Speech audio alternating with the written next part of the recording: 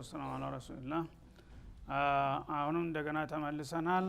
የቁል አላህ ሱብሓነሁ ወተዓላ ኢነ ሶፋ ወልመርዋ ሚን ሸዓኢሪላህ። ሶፋና መርዋ የሚባሉ ሁለት ኮረብታዎች በመካ ሀገር የሚገኙት የአላህ ዲን ከሚንጸባረቅባቸው ምልክቶች የሚቆጠሩ ናቸው ይላል። ሶፋና መርዋ ማለት ያው በሐረመል መኪ በካዕባ ጎን የሚገኙ ሁለት ኮረብታዎች ነበሩ። አሁን ኮረብታዎቹ እየጠፉ ነው። ያው በዘመናዊ ህንጻ እየተዋጡ እየተኮረኮሙም እዛው ሰጥ ያለ ሜዳ እየሆነ ነው። ወትሮ ግን ከካዕባው ቁመህ ስታያቸው ቁመው የሚታዩ ጎራዎች ነበሩ ሁለቱ ማለት ነው። ተቦርቡረው ዛሬ ተስተካክለዋል። እና እነዛ ሁለት ኮረብታ ቦታዎች ሶፋ ያው ሳዕ የምንጀምርበት ዛሬም ያው ኮረብታነቱን ያሳያል በመጠኑም ቢሆን፣ መርዋ ደግሞ በጣም ደከም ብላለች። በዛ ጊዜ ግን ቆብ ብሎ በጣም ከፍ ብለው የሚታዩ መለስተኛ ኮረብታዎች ነበሩ። እነዚህ ሁለት ኮረብታዎች አላህ Subhanahu Wa Ta'ala በእነሱ መካከል አንድ ያዘዘው ትልቅ ቁም ነገር የሚከናወንባቸው ምልክቶች ወይም መድረኮች ናቸው በማለት አሳወቀ ማለት ነው። በመሆኑም ፈመን ሐጀል በይቱላህን ለመጎብኘት አስቦ ወደዛ የተጓዘ ሰው አው ተመረ ወይም ደግሞ ልዩ ዚያራ ሊያደርግ የፈለገ ሰው እና ሄዶ ጠዋፍ ያደረገ ማለት ነው።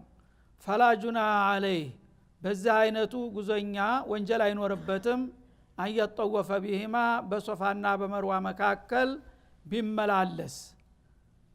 ወመን ተጠዋ ኸይረን እንዳውም መልካምን ነገር ከተፈለገበትም ጨምሮ አትርፎ የሰራ ሰው ፈኢነላህ ሻኪሩን አሊም፣ አላህ ይሄ አይነቱን በጎ አድራጊ ሰው አመስጋኝና ተገቢ ወረታውን የሚሰጥ አዋቂ ጌታ ነው ይላል ማለት ነው። እና ይሄ የመጣበት ምክንያት አለው። ሶፋና መርዋ በመሰረቱ ያው ሳዕ የሚደረግባቸው ቦታዎች ናቸው። የሳዕዩ መነሻና መድረሻ ናቸው ማለት ነው። እና በመሰረቱ አላህ በእነሱ መካከል መመላለስን ያዘዘና የፈቀደ መሆኑን ያመለክታል። ወደ ኋላ ታሪኩን ስንመለከት ደግሞ ይህ ነገር የመጣበት በሀጀሩ ጊዜ ነው። ነብዩላህ ኢብራሂም ያው ልጃቸው የልጅናታቸውን ሀጀሩን አምጥተው እዛ አካባቢ በሚያስቀምጧት ጊዜ ባጋጠማት ችግር ለችግሯ መፍትሄ ስትፈልግ በመራወጥ ላይ ያለች ያደረጋቸው ምልልሶች ነው አላህ በዒባዳ መልክ ቀርጾ በታሪክ እንዳይረሱ ያደረገው ማለት ነው። እና ያው እንደሚታወቀው ነብዩላህ ኢብራሂም መጀመሪያ ኢራቅ ነበሩ፣ ወደ ፍልስጤም ሂጅራ አደረጉ። ይሄን የፍልስጤም ሂጅራ ካደረጉ በኋላ አንጋፋዋ ባለቤታቸው ሳራ የነ ኢስሐቅ እናት መካን ነበረች፣ አትወልድም ነበር። ይህች የእስማኤል እናት ደግሞ አገልጋይ ናት፣ የግብጽ ንጉስ ነው የሰጣቸው። እሷ ወጣት ልጅ ነበረችና የነ ኢብራሂም እድሜ እየገፋ ሲሄድ ልጅ ተዛሬ ተነገ ይወለድልኛል እያሉ በጉት ቢጠብቁ አልተሳካም። ልዩ ወዳጁ እየተባሉ የአላህ ፈተና የሚመጣበት አይታወቅም። ለማንኛውም ጎዳና ተዳዳሪ ስንቱን የሚያሸክመው ለኸሊሉ ልጅ አልሰጥም ብሎ ዘመናት ከመቶ ዓመት በላይ ሱብሃንአላህ። እና በዛ ሁኔታ ላይ ያሉ ሳራ በጣም ተጨነቁ። ኢብራሂምን የሚያህል ታላቅ ሰው ዘር አልባ እንዴት ሆኖ ይቀራል? እና እኔ እንግዲህ ልወልድልህ አልችልም፣ እስከዛሬ ጠብቄያለሁኝ። አሁን እርጅናውም እየተጫጫነኝ ስለሆነ እንግዲህ በገንባሪ በቅሎ ቃጭል ተጨምሮ እንደሚባለው ወትሮም ድርቅ ያልኩ ማነኝ፣ አሁን ደግሞ እርጅና ተጨመረ እወልዳለሁ የሚባለው ነገር አለቀ። ካሁን በኋላ ግን አንተ ደግሞ እድል ማጣት የለብህም፣ እንደ ወንድ ሌላ ሴት ሞክር አለቻቸው ማለት ነው። እሳቸው ደግሞ ስለሚወዱ ባለቤታቸውን እሷን ቅር ለማሰኘት ይቅርብኝ ብለው ነው ተከባበሩ። እሷ ደግሞ የለም መውለድ አለብህ፣ ያንተ ልጅ የኔ ልጅ ነው ግደለም ከየትም ውለድ አለቻቸው። ኧረ ተይ ልብ በይ ቢሏቸው እርግጠኛ ነኝ ግደለህም አግባ። የዛ ጊዜ ኧረ እንደው እኔ ይከብደኛል እባክሽ እያሉ ማደናቆር ጀመሩ። ያኔ ውጭ ሄደህ ለማምጣት ካልፈለክ ቤታችንም እኮ ቆንጆ ልጅ አለች አለ። ሴቶች ሲቀኑ መቼም ያመቻቹታል ሁሉን ነገር አይደል? እሺ ተሳቸው ትዝ አላለቻቸውም። ይቺ አገልጋይቱ ሴት መሆኗም ትዝ አይላቸውም። ለካ ቆንጆ ልጅ ናት እንዳለችውም ማለት ነው። እና እሷ የራሷ እንግዲህ አገልጋይ ንጉሱ የሰጣት ለሷ ነው ታገልግልሽ ብሎ ሰጥቻለሁኝ ድሬን ብላ እንደናት ሆና ዳረቻቸው አገልጋዋን ማለት ነው። ተዛ ያው ታገባት በኋላ ግን ያው ፍቅር ወዴታችን እንደሚባለው ይችን ወጣት ሲያገኙ እሳቸው ወደ እሷ ዘንበል ማለት ጀመሩ ማለት ነው። እና ይጫወታሉ ይሳሳቃሉ። እሷ ጆሮ እያጮለቀች ተሰማለች። ለምን ነው የምትጫወቱ ዝም ብላችሁ አትተኙም ማለት ጀመረች። እንዴ ራስሽ እኮ ነው የዳርሽ ታዲያ እኔ ተጫወቱ ብያለሁ።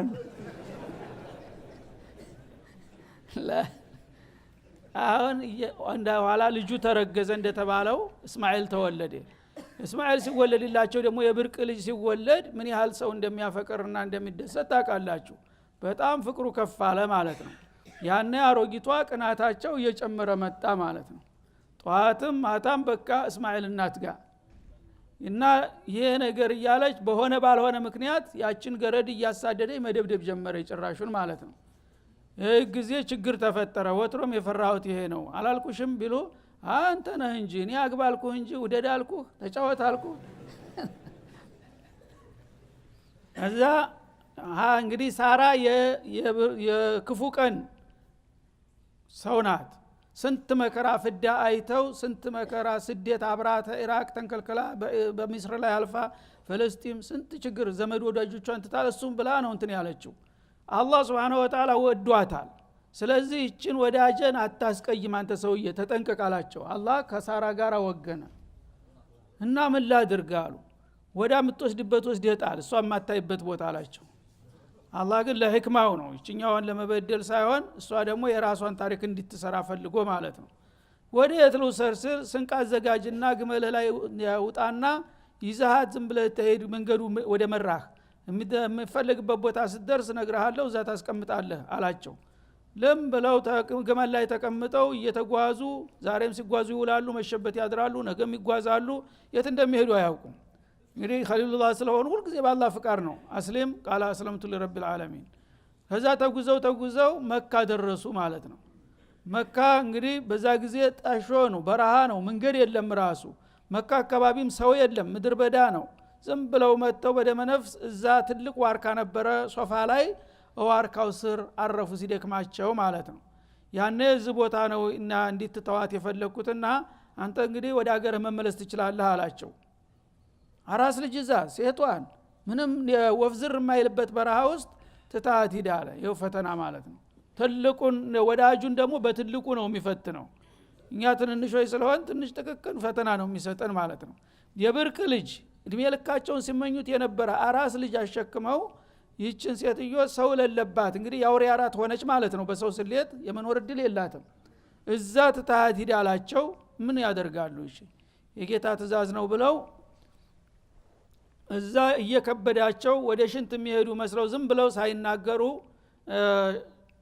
ተነስተው መሄድ ጀመሩ። ሴትዮዋ ግራ ገባች። ወዴት ልከር ነው ኢብራሂም ትላለች። አይ ይላሉ ዝም ብለው ትቻችሁ ለሄድ ነው ብለው መርዶ መንገር አይቻልም።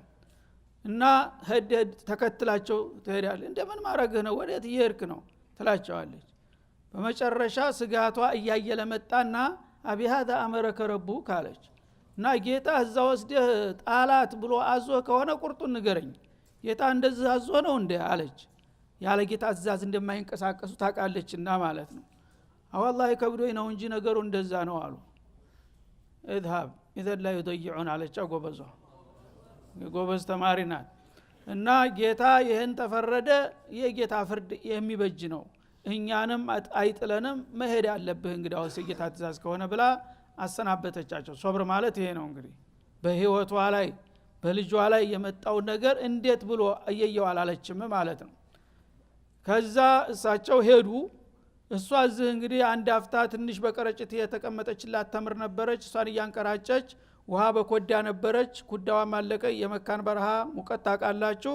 ወዳው አለቀች። ያለችው ነገር ሁሉ ምትላስ መቀመስ ያውም መጫቷ ጣጥቷ ደረቀ። ምን ይሁን ይሄ ልጅ ማልቀስ መፈራገጥ መወራጨት ያዘ ማለት ነው። ምን ይብቃኝ እያለ በደመ ነፍስ ተሶፋ እንግዲህ ተዛፉ ስር ተንደርድራ ተወርድና ተሻግራ መርዋ ትሄዳለች። ለምን በመሐከል ምናልባት ሰውም ከተገኘ የጨነቀው ሰው መጥፎ ነው ወይም ደግሞ እዛ ማዶ ጋራ ላይ ሂጄ በዛ አካባቢ ሳይ ውሃ ምናምን ያለበት ቦታ አይ ይሆናል ብላ እዛ ማዶ ተንደርድራ ትሻገራለች። ስታይ ምንም የለም። አሁንም እንደገና በደመ ነፍስ ተመልሳ እዚህ ሶፋ ትመጣለች። አሁንም ምንም የለም። በመሐከል ደግሞ ልጁ ሙቶ ይሆን ይኖር ይሆን እያለች ታጮልቅ እየተፈራገጠ ታየዋለች። እንዲሁ እያለች ሳታውቀው 7 ዙር ተመላለሰች ማለት ነው። በመጨረሻ ልጇ አጠገብ አሞራ ቁጭ ብሎ ታያለ፣ እንደ ቁራ የሆነ አሞራ ማለት ነው። እና በቃ ልጄን አሞራ በላው ብላ እየከነፈች ስትመጣ አሞራው በእግሩ አሸዋውን ጫር ጫር አድርጎ እሷ ስትመጣበት በር ብሎ ሄደ። ስትመጣ ውሃ ልክ ቱቦ እንደተሰበረበት ውሃ ፈንዲቶ ወደ ላይ ይንዶለዶላል ውሃው ማለት ነው። ሱብሃንአላህ። ያን ጊዜ ያቺ ኮዳ ባዶ ኮዳዋን አነሳችና ተናሸዋው በደመ ነፍስ ቶሎ እንዳደርቅባት እያፈሰች ይዛ ሞላች፣ ጠጣች። ከዛ በኋላ እየቆየች ስትሄድ ውሃይቱ የምትሞት የምትጠፋ አይደለችም፣ ቀጠለች። ኋላ እየተረጋጋ ሲመጣ ጠለለች ውሃዋ ማለት ነው። እንደገና ከናሸዋ ወዛቀችው እንደፋችና ሲደላት አዲስ ውሃ መቀየር ጀመረች ማለት ነው። ከዛ ያችን ውሃ ስትጠጣ የነበረው ራብ ጠፋ፣ ጥሙም ጠፋ። እና ማኡ ዘምዘመ ሊማ ሹሪበ ለሁ እና ጧዕሙን ጧዓሚን ወሸራቡን ሊዘምአን እና ሁሉንም ነገር አላህ Subhanahu Wa Ta'ala በህክማው ያፈለቃት ስለሆነች ራቡንም ጥማቱንም ተፈውስላት ገባ ማለት ነው። በዛ መሐከል ጁርሁሞች የሚባሉ የየመን ነጋዴዎች በዛ ሲያልፉ እዛ ያገኟታል። ውሃዋ እዛ ፈልቃ ሲያዩ ያቺ ቦታ ስትራቴጂክ ቦታ ናት። እቺ ቦታ ውሃ ቢኖራት እኮ እኛ እዚህ ከተማን ከተም ነበር እያሉ ይመኙት ነበር። አሁን ያን ነገር ሲያገኙ ግን ወዳውኑ ከተማ እሷን አስፈቀዱና ባክሽ ፍቃድሽ ከሆነ እዚህ ጎረቤት እንሆን አሉ። እሷም ሰው ናፍቋት ነበርና በደስታ ተቀበለቻቸው። ቤት ሰሩ፣ ለሷም ጎጆ ሰሩላት። ያው አላህ Subhanahu Wa Ta'ala ያላሰበችው ያላወቀችው ሰው መጥቶ እንደገና ቤት እንዲሰራላት አደረገ ማለት ነው። ፈተናውን አልፋለችና ከዛ ልጇን ያው ማሳደግ ጀመረች። ኢብራሂም አልፈው እንግዲህ በአመት ይሁን ያ በሁለት አመት አልፈው የመጡ እያዩት ይሄዳሉ ማለት ነው፣ መኖራን እያረጋገጡ። ከትንሽ ቆይታ በኋላ ያው ካዕባን እንዲሰሩ ታዘዙ። ካዕባ ልጁም ጎርምሷል። ተዛ በፊት ልጁን ያ አንዴ ሊያውት እንደመጡ ፈለማ በለገው የማአሁ ሰየ ያለውን አያት እንደሚጠቅሰው የባሰው ከባዱ ፈተና ሊመጣ ነው። ልጁን እንግዲህ አላሳደጉትም። በረሃ ወስደው የጣሉትን ልጅ ለዚያራ መተው ያሉ አባት አገኘው ብሎ አባቴ ይኸውልህ መጥቷል ምናምን ስትለው በደስታ ድንኩል እያላጓጉል እንግዲህ የ5 አመት ልጅ ሊሆን ይችላል የ4 አመት አባቱን ተከትሎ እንደዚህ ሲሯሯጥ ምን አማዩ ማለት ነው። እና ትልቁ ፈተና መጣባቸው። ኢብራሂም የምትወደይ ከሆነ እሳቸው ደግሞ ህው ብለዋል በፍቅር ይሄን የመሰለ ልጅ ማሳደግ ሳልታደል ቀርቼ ምናምን እያብላሉ እያሉ ገና ምን አይተሃል አላህ Subhanahu Wa Ta'ala እና እኔን የምትወደይ ከሆነ ወይኔን ወይህ ልጅ አለ አላህ Subhanahu Wa Ta'ala ለኔ ቁርባን ታርዳለህ ይሄን ልጅ እንደ በግ። ተሰው ሀገር መጥቶ ሴትዮዋ ስንት ፍዳዋን አይታ ያሳደገችው ልጅ ማረድ ያለባቸው ላኢላሃ ኢላላህ። እና በመናማቸው በቀጥታ እኔን የምትወደይ ከሆነ ይሄ ልጅ ለኔ መስዋዕት ታረጋለህ ኡድሂያ ታረጋዋለህ አላቸው ማለት ነው። ይሄንንማ ልጅን እንዴት አርጋ ያርዳለሁ ታልክ አንተና እኔ ጉዳይ እዚህ ላይ ይቆማል አለ። ምን አይነት ፈተና ነው! ያ ጊዜ ያው ለልጁ ነገሩት ማለት ነው። ያ ቡነየ ኢኒ አራከ አኒ አذبحك እንظر ماذا ترى እኔ ጌታዬ አንተን እንዳርድለት ጠይቆኛል እና ምን ይሻለኛል እንደምን ይታያል ብለው ሲጨንቃቸው አማከሩት። እሱ ቢቃወምም ሊተውት አይደለም ብቻ የሱን ስሜት ለማወቅ። ያ ደግሞ የጎበዝ ልጅ ጎበዝ ነው። ኢፍዓል ማ ተኡመሩ ሰተጅዱኒ ኢንሻአላህ ሚነ ሷቢሪን። ህፃኑ ልጅ ምን ታማክረኛለህ? የጌታ ትእዛዝ ደግሞ ማማከር አለ እንዴ? ጌታ ታዘዘ የሰጠህ እሱ አይደለም እንዴ? ረደኝ፣ ምንም ችግር የለም ሶብር አደርጋለሁ አላቸው። ያን ጊዜ ብላዋቸውን አዘጋጅተው አስረው አዘጋጅተው እዛ መንሐር ላይ አንጋለው መገዝገዝ ጀመሩ ማለት ነው። ግን ቢላዋው አልቆርጥም አለ ጌታ አልፈቀደለትምና ማለት ነው። ወዳውኑ ጅብሪል አሚን ሙክት በጊዞ መጣና ይሄንን በግ በሱ ፈንታ ታርዳለህ፣ ልጁን ልቀቀው፣ በቃ ፈተናውን ተወጣሃል፣ እንዲያረድከው ይቆጠርልሃል፣ ኢነመል አዕማሉ ቢንኒያት ተባሉ ማለት ነው። በዚህ መልክ ትልቁን ፈተና አለፉ፣ አባትም ልጅም ማለት ነው። እንደዚህ ነው እንግዲህ አላህ የመጨረሻ ወዳጆቼ ያላቸውን የሚፈትናቸው። ከዛ በኋላ ያው ካዕባን እንዲሰሩ ታዘዙ ማለት ነው። ልጁን ጎረመሰ፣ እሱ እየረዳቸው እየተባበሩ ካዕባን አነጹ፣ የሐጅ ስርዓት ዘረጉ። ከዛ እንግዲህ ሶፋና መርዋ የታሪካቸው መነሻ ስለሆነ ለነ እስማኤል ያ ቦታ እንዳይረሳ ሀጀሩ የተመላለሰችበት ቦታ 7 ጊዜ መመላለስ የኢባዳ አካል ነው ብሎ አላህ አዘዘና በዛ መልክ ነው የተጀመረው ነው። በዚህ ሁኔታ ከመጣ በኋላ በእኛ ነብይ አለይሂ ሰላቱ ወሰላም ያው ካዕባ መጥወፉ የታወቀና የተለመደ ነው። በጃሂልያም ካፊሮቹም ያደርጉት ነበር። ሶፋና መርዋ ግን ተወሰነ ጊዜ በኋላ ታሪኩን የሚያጎድፍ ነገር ተፈጥሮበት ነበር። በአንድ ወቅት 2 ባለጌዎች ካዕባ አጠገብ ዚና አደረጉ፣ ጎረምሳዎች ማለት ነው። ዚና በሚያደርጉ ጊዜ አላህ የካዕባን ክብር ለማስከበር ሲባል እንዳሉ ወደ ድንጋይነት ለወጣቸው፣ መቀጣጫ እንዲሆኑ ማለት ነው። እና ወደ ድንጋይነት ሲለወጡ መቀጣጫ እንዲሆኑ ነውና አላህ እንደዚህ ያደረገው አሁን ያየው ሰው ብቻ ከሆነ ከትንሽ ጊዜ በኋላ ይረሳል አሉና ያነበሩ ህዝቦች እንግዲህ እነዚህ ባውልት መልክ አንደኛውን ሶፋ ላይ አንደኛውን መርዋ ላይ ማቆም አለብን ብለው ተስማሙና በዛ መልክ ሰየሟቸው ማለት ነው። እና ራቁታቸውን ሆነው በዛ አስቀያሚ ሁኔታ ላይ ሰው ሲያያቸው ምንድነው የካዕባን ክብር ደፍረው ይኸውላህ እንደዚህ ጉድ ያደረጋቸው እየተባለ ሰዎች አደብ እንዲገዙ ካዕባን እንዲያከብሩ ደርስ እንዲሰጥባቸው ተደረገ ማለት ነው። በዚህ መልክ ቆየ፣ ዘገየ ለብዙ ዘመናት ማለት ነው። እየቆየ ሲሄድ የጃሂልያ ጉዳይ ነውና ታሪኩ በተቃራኒው ተገለበጠ ማለት ነው። እነዛ ቅዱሱ ቦታ ላይ ቆመው የሚታዩ ሴትና ወንድ አውልቶች ምንድነው ሲባል ታሪኩ ስለተረሳ እነዚህማ ቅዱሳን ናቸው ተባለ። የወትሮ ትልልቅ ያላህ ባለሟሎች ነበሩና እነሱን ያልተሳለመ ሀጁ ተቀባይነት የለውም ተብሎ ቁጭ። ይሄ ነው እንግዲህ ቢድዓ እንደዚህ የሚመጣው ማለት ነው። ከዛ የኋለኛው ትውልድ መጥቶ ወትሮ እንግዲህ እየረገመ ጢጠሪ ወረጉርባቸው የነበረው በሌላው ትውልድ እንደገና የሚሳለምላቸውና የሚያከብራቸው መጣ ማለት ነው። በዛ ሁኔታ ላይ ያለ ያው የነብዩ ዘመን መጣ። ያን ጉዳይ ካዕባም ላይ ብዙ ጣዖቶች ነበሩ፣ እነዛን ጠራርገው አስወገዱ። ሶፋና መርዋ የነበሩትንም እነዛ አሮጌ አውልቶች ሰባብረው ጣሉ ረሱል አለይሂ ሰላቱ ወሰላም። ግን ቦታው አሁን ያለው ትውልድ የሚያቀው የሁለት አውልቶች መሳለሚያ መሆኑን ነው። በዛ ሁኔታ ላይ ያሉ የተለያዩ ብሔረሰቦች የአረብ ብሔረሰቦች በጀዚራ ውስጥ ብዙ አረቦች አሉ። ተነዛ መካከል ከመዲና በኩል የሚመጡ አረቦች ሶፋና መርዋ አይሄዱም ነበረ በዛ በወትሮ ጊዜ በጃሂልያው ጊዜ ማለት ነው። ለምን?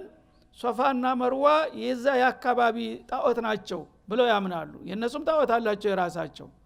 ስለዚህ እነሱ የመዲና ሰዎች ሙሸለል የምትባል ቦታ መናት የምትባል ቁርአን ራሱ ሱረቱ ነጅም ላይ እየጠቀሳት በመካና በመዲና መካከል መናት የምትባል ቦታ አለች። እዛ እንደ ካዕባ ቦታ ተዘጋጅቶላት ልዩ የሆነ ጣዖት ነበረች። ያችን ጣዖት ያከብራሉ ተመዲና የሚመጡት። ሚቃታቸው እዛ ነው ኢህራም የሚያደርጉት ማለት ነው። እዛ መጥተው ተጣጥበው ተዘጋጅተው በሰላም አድርሰሽ መልሽን ብለው ተሳልመው ይሄዳሉ። ስለዚህ በእነሱ አስተሳሰብ ተውሂዳቸው እንዳይነካ ሶፋና መርዋ ያሉትን ጣዖቶች ሄደው ከተሳለሙ መናት ትቆጣለች። ተመልከቱ፣ ሙሽሪክ እንኳን ተውሂዱን ያከብራል ማለት ነው። እና በእኔ አምናችሁት ያበቃ እንደገና መካሄዳችሁ እንደገና መናትና ሶፋ ትሳለማላችሁ ብላ ትቀስፈናለች ብለው ስለሚፈሩ ካዕባን ብቻ ጠውፈው ተመልሰው ይሄዳሉ ማለት ነው። እንግዲህ ንዑስ የሆነ ተውሂድ ያላቸው ማለት ነው እነሱ። በዚህ መልክ ቆይተው እስላም መጣ። እስላም መጥቶ ሲያዋህዳቸው አንሷሮች ሆኑ እነዛ ሙሽሪኩ መዲና ማለት ነው። እነዚህ ሙሽሪኩ መካ ናቸው። ሁለቱም ግን አንሷርና ሙሃጅሮች ከሰለሙ በኋላ በነብዩ አመራር መጥቶ ዑምራና ሐጅ በሚጀመርበት ጊዜ በአዲሱ ስርዓት መዲናዎች ያለመዱት ነገር ይከብዳልና አገረገሩ። እንደዛ ምንድነው ልናረግ ነው ምን ሄደው ያለመዱት ነገር ሱብሃንአላህ። ነብዩ እየሄዱ እያዩአቸው እነሱ እንግዲህ ስላለመዱት አባቶቻቸው ታያቶቻቸው ያ የጣዖት የርኩሳን ቦታ ነው ማለት ጭንቅላታቸው ተቀርጿል። አሁን እዛ በጃሂልያም እዛ የጣዖት ቦታ ነው ብለን ሂደን አናቅም። አሁን እንደገና ከሰለምን በኋላ የጣዖት ቦታ ልናከብር ነው እንደ ደግሞ ብለው ከነብዩ በላይ ሙሂር ሊሆኑ ማለት ነው አንሄድም ብለው አቀፈሩ። የዛ ጊዜ ምን ሆናችሁ ሲባሉ ሶፋና መርዋ እኮ ኢሳፍና ናኢላ የሚባሉ ጣዖቶች ስለነበሩበት ነው ወትሮ የሚሳለሙ። እኛ ደግሞ አባቶቻችንም እዛ ቦታ ሄደው አያውቁም። አሁን ደግሞ እኛ የአላህ ቤት ካዕባ ነው፣ ካዕባን ጠውፈናል፣ አያስፈልግም ብለን ነው አሉ ማለት ነው። ይህ ጊዜ አላህ እነ ሶፋ ወልመርወተ ምን ሻኢሪላህ ያ ልክ ነው ያላችሁት በመሰረቱ። ግን እነዚህ ናኢላና ኢሳፍ የሚባሉ ጣዖቶች ከመምጣታቸው በፊት ለምን የታሪኩን መሰረት ረሳችሁ? መጀመሪያ እኮ የአላህ ወዳጆች እና ሀጀሩ ኢብራሂም የጀመሩት የአላህ መሻሪዕ ነው። ስለዚህ እዛ ብትሄዱ በእናንተ ግምት እዛ ከሄድን የጣዖት ቦታ ማክበር ነው ብላችሁ ወንጀል ፈርታችኋል አይደለም አለ። ወንጀል አትፍሩ፣ ያ ጣዖት ከጊዜ በኋላ የመጣ ነው እንጂ በመጀመሪያ ይሄ ቦታ እኔ አዝጀና ፈቅጄ የተጀመረ ነገር ስለሆነ በመሐከል መጥቶ የተፈጠረው ነገር አሁን ወንጀል ያስከትልብናል ብላችሁ በመፍራት ወደ ኋላ መርገጥ የለባችሁም። እና ሶፋና መርዋ አላህ Subhanahu Wa Ta'ala ኢባዳው እንዲከናወንባቸው ተባረካቸውና ተመረጣቸው ቦታዎች ናቸው። ወይን ጦራ አማጦራ بعد ذلك ማለት ነው። በመሆኑም فمن حج البيت እንዳላችሁት ያው በይቱ ነው ለሐጅ ዋና ተፈላጊው። ቤቱን ለመጎብኘት የመጣ ሰው አው ይተመረ ወይም ደግሞ ስርዓተ ዑምራ ለማፈጸም የመጣ ሰው እግር መንገዱን ከመጣ በኋላ ከጧፍ ቀጥሎ በይነ ሶፋ ወልመርዋ ቢመላለስ فلا جناح عليه كما تظنون እናንተ እንደምትገምቱት እዛ በመሄዳችሁ ወንጀል አይደለም የምታተርፉት፣ ሱናውን ስለሰራችሁ አጅር ነው የምታገኙትና አይዟችሁ አትፍሩ ሂዱ። በመሰረቱ እውነት አላችሁ። ለጣዖት ቢሆን ኑሮ ጣዖቶቹ አሁን የሉም እኮ ተጠራርገው ሂደዋል። ግን እዛ ቦታ ለምን እንሄዳለን ብለው ነው የከበዳቸው። እና ወንጀል የለባችሁም እዛ በመሄዳችን ወንጀል ይከተለናል ብላችሁ ከሆነ ወንጀል የለባችሁም፣ መሽሩዕ ነገር ነው የሰራችሁት ያለው ለዚህ ነው ማለት ነው። አንየጠወፈ ማለት አንየተረደደ በይነሁማ በሶፋና በመርዋ መካከል መመላለሱ እናንተ እንደገመታችሁት ወንጀል የሚያስከትል ሳይሆን እንዲያውም ያ ሐጅና የዑምራ አካል ነው። ያ ካልተደረገ ሐጅና ዑምራው አይሞላም። فلا اتم الله لهما لمن لم يسعى عائሻ እና ሶፋና መርዋ ያልተመላለሰ ሰው ሐጁም ሆነ ዑምራው አይሞላለትም። ነሱ ባለማወቅ ወንጀል ያስከትላል ብለው ቢፈሩትም አላህ ግን ወንጀል የለባችሁም እንዳውም ይሄን በማድረጋችሁ ሐጅና ዑምራችሁ ይሟላል በማለት አደፋፈረ ማለት ነው። ወመን ተጠወዐ ኸይረን እንዳውም አንዴ ብቻ ሳይሆን ይሄ ነገር ኸይር ነውና ደጋግሞና ደራርቦ የሰራ ሰው በገዛ ፍቃዱ ተዋጅቡ አልፎ ማለት ነው። فإن الله شاكر عليم አላህ Subhanahu Wa Ta'ala ይሄን አድራጎቱን አመስጋኝና ተገቢው ወረታውን አዋቂ ስለሆነ አበርክታችሁ በሰራችሁ ቁጥር ተጨማሪ አጅር ሰጣችኋለሁ በማለት አግባባ። እና ፈመን ተጠወዐ የሚለው አንደኛ በመሰረቱ ያው ጧፍ ሰዒ የሚደረገው 7 ጊዜ ነው። 7 ጊዜ 4 ጊዜ ወደ መርዋ ትሻገራለህ፣ 3 ጊዜ ወደ ሶፋ ትመላለሳለህ ማለት ነው። ይሄ ነው መደበኛው። እና ፈመን ተጠወዐ ባዕዱል ሙፈሲሪን እንዳሉት ጉልበት ካለ ከዛ ጨምረህ ብታረግ 8ኛ 9ኛም ብትጨምር ለማለት ተርጉመዋውታል ማለት ነው። ግድ 7 ላዚም አይደለም። 7ም መጨመር አለ ይችላል የሚል ሰው ሊጨምር ይችላል ብለው የፈሰሩ አሉ። ግን ጅምሁሩል ሙፈሲሪን በዛ በተሐደደው በሰባቱ ላይ መጨመር የለበትም። እንግዲያው ፈመን ተጠወዐ ማለት አንድ ሐጅ ካደረግ በሐጀተል ኢስላም አንድ ሰዒ ነው ያለብህ። ግን በአመቱ ደግሞ መተህ በሁለተኛው አመት ደግሞ መተህ የትርፍ ዑምራና ትርፍ ሐጅ እያደረግ ሳዩን ብደጋግመው ለማለት ነው ብሎ ተርጉሟል። ይሄ ነው ብዙዎቹ የሚመርጡት ማለት ነው። ሌላው ፈመን ተጠወዐ ኸይረን ማለት እግር መንገዱን እስቲጥራር ነው። ሶፋና መርዋ መመላለስ ምንጊዜም 7 በቂ ነው ለሱናም ሆነ ለፈርድ። ግን ከዚህ ሌላ እዛ አካባቢ አዝካሮችን፣ ዒባዳዎችን፣ ሶላቶችን ብታበዛ የተቀደሰ ቦታ ስለሆነ አጅሩ የበለጠ የተደራረበ ይሆንልሃል ለማለትም ተተርጉሟል ማለት ነው። እና ይሄን ያደረገ ሰው በዛ ባደረገው አንፃር አላህ አመስጋኝ ነውና ተገቢ ወረታውን ይሰጠዋል። ያ የሚገባውንም ደግሞ ደረጃና መጠን የሚያቅ ስለሆነ አንተ ለመስራት ከቻልክ እኛ ለመምንዳት ዝግጁ ነን ይላል ማለት ነው። ከዛ ቀጥሎ ኢነ الذين يكتمون ما انزلنا من البينات ይላል።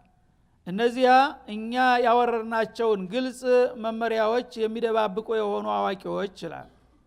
አላህ እንግዲህ Subhanahu Wa Ta'ala ለኡመቶች የሚበጃቸውን መስራት ያለባቸውን ነገር ምን መስራት እንዳለባቸው፣ መከልከል ያለባቸውን መከልከል እንዳለባቸው ብዙ አንቀጾችን አስቀምጧል አላህ። እነዚህን አንቀጾች እንግዲህ የሚያውቁ ባለሙያዎች አላህ ያደላቸው ዑለማ ይኖራሉ ማለት ነው። እነዚህ ዑለማዎች አማና አለባቸው። አልዑለማ ወረሰቱል አንቢያ እንደተባለው ያንን ጌታ የላከውን ነገር ለህዝቦች ሁልጊዜ ማሳወቅና ማስተባበር ይጠበቅባቸዋል ዑለማውል ኢስላም ማለት ነው። እንደዛ መሆን ሲጠበቅባቸው አንዳንዶች ወስላቶች እንደሚያደርጉት አላህ የሰጣቸውን ዕውቀት የሚደባብቁ ህብረተሰቡ ዲኑን ለማወቅ እየፈለገ ማስተማር የሚችሉ ሰዎች አናስተምርም ብለው የሚለግሙና የሚደብቁ ካሉ ሚነል በይናት ግልጽ የሆኑትን አንቀጾቻችን እንዲሁም ደግሞ መርሆችን መመሪያዎችን ይላል ማለት ነው።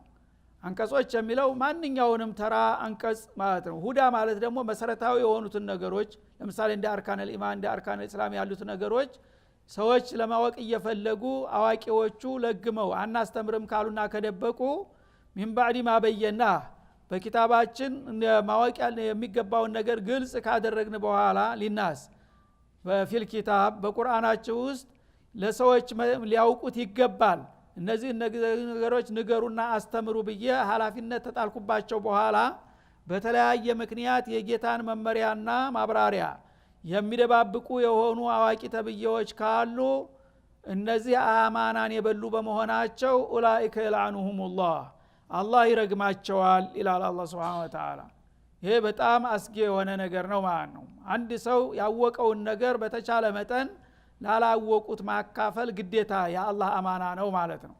ይህንን ሳያደርግ ከቀረ ግን የአላህ እርግመት እንደሚያጋጥመው ነው የሚያስጠነቅቀው ማለት ነው። እና የልዓኑሁሙላህ ማለት የጥሩዱሁሙላሁ ሚን ረሕመቲህ አላህ ከርህራሄው ያባረራቸዋል። እንግዲህ ትልቅ እድል ሰጥቷቸው የአላህ ምስጢር አሳውቋቸው ያንን ያወቁትን ምስጢር ለህዝባቸው ማስተማርና ማገልገል ሲጠበቅባቸው በቂ ባልሆኑ ምክንያቶች እኔ አላስተምርም ብለው ህዝቦችን እድላቸውን የሚነፍጉ ካሉ እነዚህ በእኔ ዘንዳ የተረገሙና የተባረሩ ናቸው ይላል። ወይልዓኑሁሙ ላዒኑን ሌሎችም ተራጋሚዎች ሁሉ እንዲረግሟቸው እናደርጋለን። ያው መላእኮቹ ይረግሟቸዋል፣ እንዲሁም ደግሞ ሙእሚኖቹ ይረግሟቸዋል። ጠቃሚ ዕውቀት ያለው ሰው አላስተምርም ካለ ያጥፋው የማይል ሰው የለም፣ ሁሉ ሰው ይረግመዋል ማለት ነው። የዚህ አይነት አደጋ የሚያስከትልባቸው መሆኑን አውቀው አዋቂዎች ኃላፊነታቸውን ለመወጣት ራሳቸውን ማዘጋጀት ግድ ይላል ማለቱ ነው። ስለዚህ ነው ለውላ አየቱ ሚን ኪታቢላህ ለማ ሐደስቱኩም ያሉት አቡ ሁረይራ ረዲየላሁ ዐንሁ አርዳ። አቡ ሁረይራ ሙክሲር አልሐዲስ ሚን ረሱሊላህ ሰለላሁ ዐለይሂ ወሰለም በሷሃቦች መካከል ወደር የሌላቸው ብቸኛ ብዙ ሐዲሶች ከ5000 ሐዲስ በላይ ያወሩ ሷሃቢ ናቸው። ያውም ወደ ኋላ መጨረሻ አካባቢ መተው ማለት ነው። ነብዩ ጋር የኖሩት ከ3 እስከ 4 አመት አይበልጥም። ግን እድሜ ልካቸውን 25 አመት የኖሩት የሳቸውን ግማሽ ወይም ሩብ እንኳን የማያውቁት ብዙዎቹ ናቸው ማለት ነው። አላህ ሰጣቸው። አላህ እድሉ ያደረገለት ሰው በአጭር ጊዜ ብዙ ማፍራት ይችላል። እሳቸው ወደ ጨረሻ በደዌ ናቸው፣ ደግሞ ተገጠር ነው የመጡት። ተዛ መተው ግን ያለ የሌለ ስሜታቸውና ጥረታቸው በሙሉ ከነብዩ አንደበት የሚወጣን ነገር መሰብሰብ ነበር፣ እንደ ትጉ ጋዜጠኛ ማለት ነው። እና በመጨረሻ ነብዩ ሲያልፉ በአንደኛ ደረጃ ለኡመተል ኢስላም ዙኽር ያበረከቱት እሳቸው ናቸው። ኋላ በተነሳው ጥያቄ ሁሉ አንድ ነገር ሲነሳ ዲኑ ምን ይላል፣ ነብዩ ስለዚህ ጉዳይ ምን ተናግረው ይሆናል ሲባል አብዛኛው አልሰማም። እና ምን እናቀው ነገር የለም ሲባል እስቲ አቡ ሁረይራ ጠይቁት። አቡ ሁረይራ እንዴ እናታቁም እንዴ ስለዚህማ እንደዚህ ብለዋል ይላሉ በቀላሉ ማለት ነው። ኋላ ምን አሉ ሰነፎቹ ለምን ተበለጥን ብለው አክተረ አለይና አቡ ሁረይራ አቡ ሁረይራ አበዛው። አሁን ይሄንንም ሰምቶ ነው ይሄው ሰነፍ ሰው እንደዚህ ነው እንግዲህ ተመልከት። እንዴት አንተ 30 አመት አብረህ ኖረ 3 አመት የኖረ ሁሉ ሲያውቅ ላለመባል ድክመታቸውን ለመሸፈን አክተራ ሰውየው አበዛው። አሁንስ ያውቃል ሲባል በቃ በሁሉ ነገር ከተጠየቀን ሐዲስ አለኝ ይላል እያሉ ይተቿቸውና ይጎነትሏቸው ጀመሩ ማለት ነው። ስለዚህ ሞራላቸው ተነካ። ለውላ አየቱ ሚን ኪታቢላህ አሉ ጎበዙ። እና በቁርአን ውስጥ አላህ ዕውቀት ሰጥቷቸው የዲን ዕውቀት አድሏቸው ለህዝባቸው ያንን የማያስተምሩና የሚደብቁትን ሰዎች አላህ ይረግማቸዋል፣ ተራጋሚዎች ሁሉ ይረግሟቸዋል የሚል ማስጠንቀቂያ ባይኖር ኑሮ ወላሂ አንዲት ቃል አልነግራችሁም ነበር አሉ። ግን ያ አያት ስለሚያስገድደኝ ያላችሁትን በሉ እኔ እናገራለሁኝ አሉ ማለት ነው። ስለዚህ እንግዲህ ዑለማዎች ይህንን አያት ሊያስታውሱ ይገባል። ሁሉ ጊዜ የተለያዩ ሰዎች የማይናቅ ዕውቀት እያላቸው ህዝቦቻቸው ግን ምንም ነገር ሳያውቁ ራሳቸውንም እንደማህይም አድርገው ዝም ብለው የሚኖሩ ሰዎች አሉ። ይሄ ዛቻ ይመለከታቸዋልና ዕውቀት ያላቸው ሰዎች ሊንቀሳቀሱና ባላቅማቸው ህዝባቸው ሊያገለግሉ ይችላሉ የሚለውን መልእክት በማስተላለፍ የዛሬው ደርሳችን እዚህ ላይ ይቋጫል። ወሰለላሁ ዐለ ነብይ ወዐላ አሊሂ